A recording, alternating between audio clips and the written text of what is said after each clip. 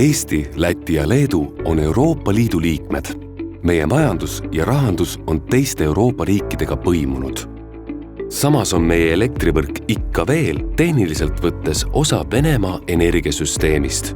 Ja see on tänases maailmas geopoliitiline risk, kuna otsene sõltuvus idanaabrist annab võimaluse seda meie vastu ära kasutada. Kuna meie elektrisüsteemi sagedusala on Mandri-Euroopas kasutatavast erinev, oleme Euroopa poolt vaadates nagu isoleeritud energiasaar, kus kõige olulisemat parameetrit kontrollib Venemaa. Lisaks poliitilisele riskile pole teada ka Venemaal toodetava elektri jalajälg keskkonnale.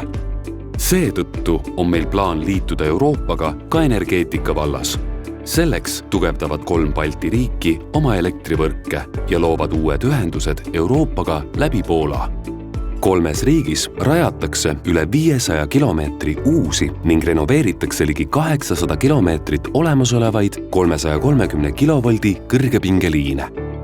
Lisaks rajatakse 9 sageduse hoidmiseks vajalikku sünkroonkompensaatorit, et olla hiljemalt 2025. aasta lõpus valmis pistikut Euroopa elektrivõrku sisestama. Praegused Narvast Lätti suunduvad kõrgepingeliinid on jõudmas või on juba jõudnud pensioniikka.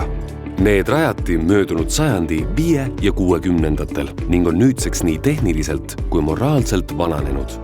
Liinid tuleks renoveerida ka siis, kui meil poleks plaani ühendada oma energiasüsteem Venemaast lahti ja liituda Mandri-Euroopa süsteemiga.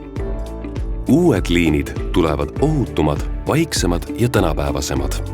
Ühendudes lahti Venemaast vabastame kokku ligi 400 kilomeetri ulatuses liinitrasse.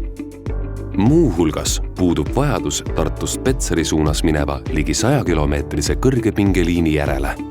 Mastid sellelt liinilt võetakse maha, ala korrastatakse ja selle saab piiranguteta kasutusse võtta, näiteks põllu- või metsamaana.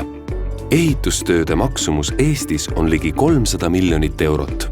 Sellest 75% taotleme Euroopa ühendamist toetavast fondist. Ülejäänu on kavas katta ülekoormustulu fondist.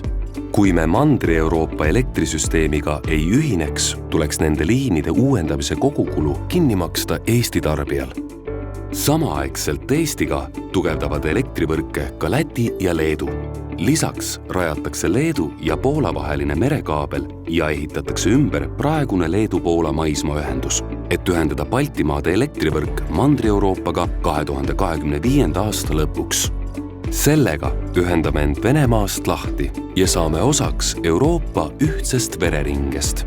Seejuures paraneb energiajulgeolek. Liinide uuendamine ei tule tarbija taskust. Tugevneb meie majanduse konkurentsivõime. Avanevad uued võimalused meie elektritootjatele ja innovaatiliste teenuste arendajatele. Elektri keskkonnamõju saab läbipaistvamaks. Võime olla kindlad, et kontroll Eesti elektrisüsteemi üle asub Eestis.